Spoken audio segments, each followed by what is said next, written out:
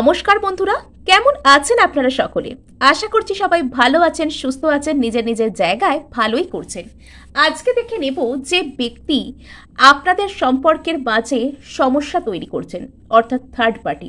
আপনি হয়তো অলরেডি জানেন সেই ব্যক্তির প্রতি আপনার মানুষটির বর্তমান সিদ্ধান্ত এবং আপনার প্রতি বা সিদ্ধান্ত কোথায়। এখানে কার পাল্লা ভারী, আপনার না থার্ড পার্টির? এখানে আমি অন্যান্য বারের মতন দুটো গ্রুপ দেব, কিন্তু একটু অন্যরকম ভাবে।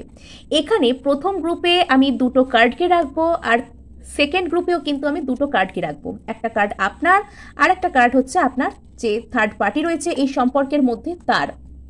আচ্ছা, যারা প্রথম পাইলকে দেখতে চাইছেন তারা এই দুটো কার্ড, অর্থাৎ এখানে ডেথ কার্ড এসছে আর এখানে কুইন অফ পেন্টাকলস এসছে, তার সাথে রিডিং কন্টিনিউ করুন প্রথম গ্রুপের মানুষরা।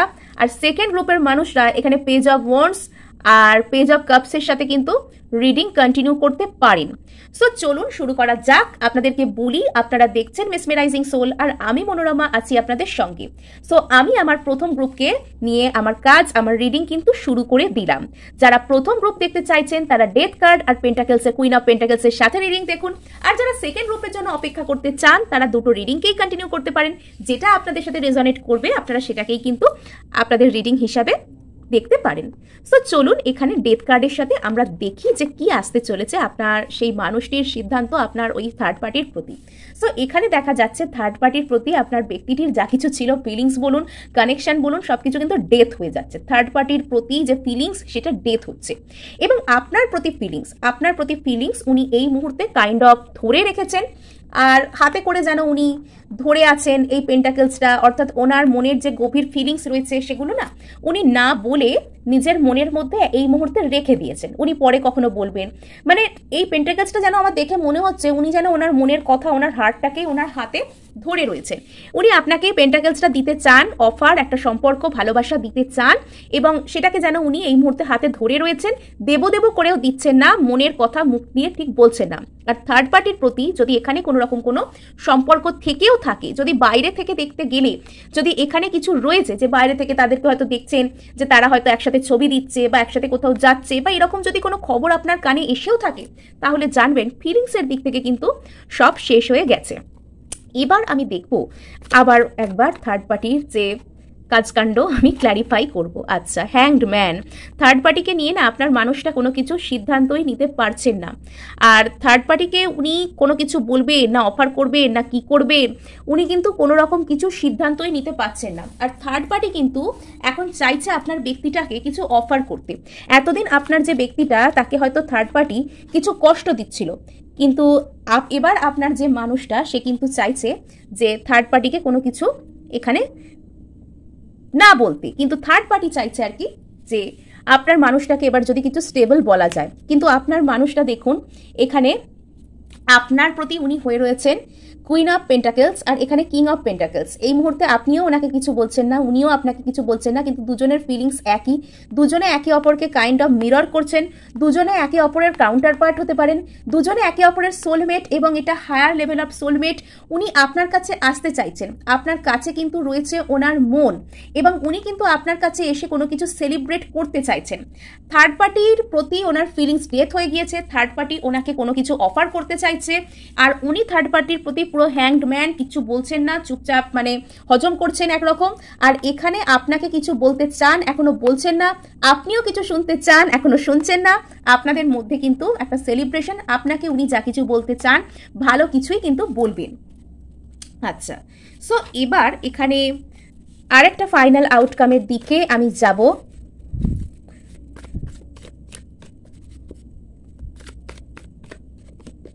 আচ্ছা, সো আপনাকে কিন্তু উনি হ্যাপি ফ্যামিলি অফার করতে চাইছেন, হ্যাপি ফ্যামিলি আপনাকে উনি অফার করতে চাইছেন। আর অপরদিকে থার্ড পার্টির ঝুলিতে আসছে ডিসঅ্যাপয়েন্টমেন্ট।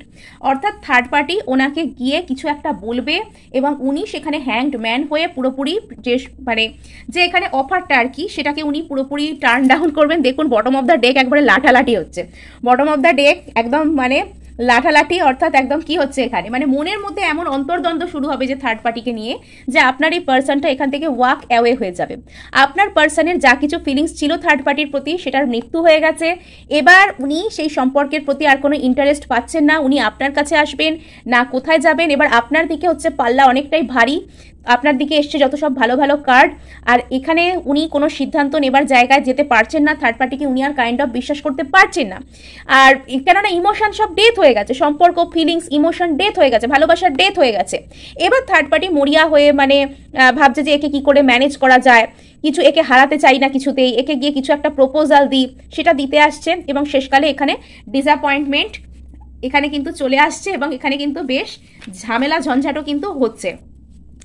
সো এখানে যারা অনেকদিন ধরে থার্ড পার্টির ঝামেলায় পড়েছিলেন, সো সেখানে কিন্তু একটা বিচার আসছে। এখানে কিন্তু কিং অফ সোর্সের অর্থ হলো বিচার আসা। এখানে আপনারা এবার ন্যায় বিচার পাচ্ছেন, এখানে আপনারা এবার ন্যায় বিচার পাচ্ছেন। যেখানে আপনি থার্ড পার্টির কারণে স্টাক ছিলেন সেখানে এবার ন্যায় বিচার আসছে। সেখানে এবার আপনি একটা পাবলিকের সামনে কোনো স্বীকৃতি বা এটা ম্যারেজ কাইন্ড অফ কোনো কিছুতে ট্রান্সফর্ম হওয়া, এই সমস্ত কোনো কিছু কিন্তু আপনি একবার পাবেন। এবার কিন্তু আপনার জীবনে বড় কোনো উদ্দেশ্য সাধন হবে, বড় কোনো কিছু ম্যানিফেস্ট হবে, এটা কিন্তু এবার আপনার জীবনে শুরু হবে।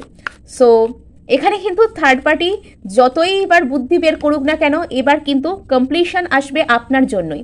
এবার কমপ্লিশন অর্থাৎ এবার ফুলফিলমেন্ট, আপনার মানুষটার ফুলফিলমেন্ট বলুন, কমপ্লিশন বলুন, এগুলো কিন্তু আসবে আপনার জন্যই। আচ্ছা, জাস্টিস, বারবার এখানে জাস্টিসের কার্ড। এখানে জাস্টিসের পরেই কিন্তু আপনাদের দুজনেরই ইমোশনাল ফুলফিলমেন্ট হবে। আপনি যদি এটা মনে করে থাকেন যে আপনার মানুষটা এখানে খুশি বা ইমোশনাল ফুলফিলমেন্ট এখানে, অত্যন্ত ভুল।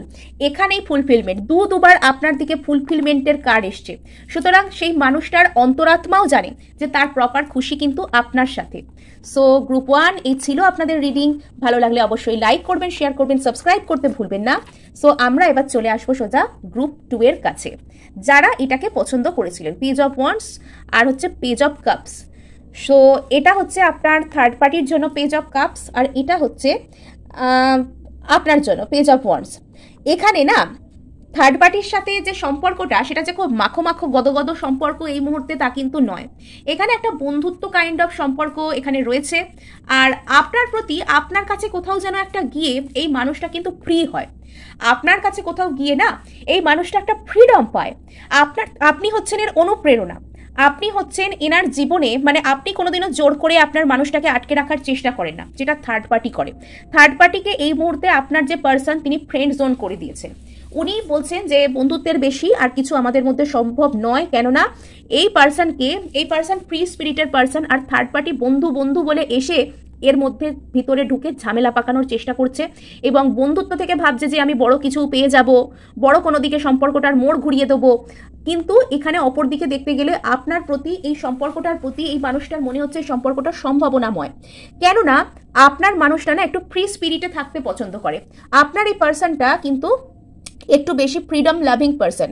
হয়তো এনার কোনো কমিটমেন্ট ইস্যুও থাকতে পারে, এটা হয়তো আপনি লক্ষ্য করলে বুঝতে পারবেন। উনি একটু কমিটমেন্ট ফোবিক আছেন।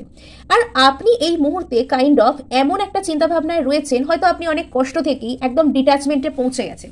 হয়তো এখন আর আপনি আগের মতন আপনার পার্সনকে যে জোর করে আঁকড়ে ধরতে হবে, আমার করে নিতে হবে, এগুলো আর ভাবেন না। আর সেই জন্যই না আপনার পার্সন আপনার কাছে শান্তি পান। স্বাধীনতা যেখানে, শান্তিও কিন্তু সেখানে। এবার থার্ড পার্টির প্রতি আপনার পার্সনের বেশ রিগ্রেট ফিল হচ্ছে, যে কেন রে বাবা, এর প্রতি কেন আমি এলাম, এরকম একটা ফিলিংস কিন্তু আপনার পার্সনের হচ্ছে থার্ড পার্টির প্রতি।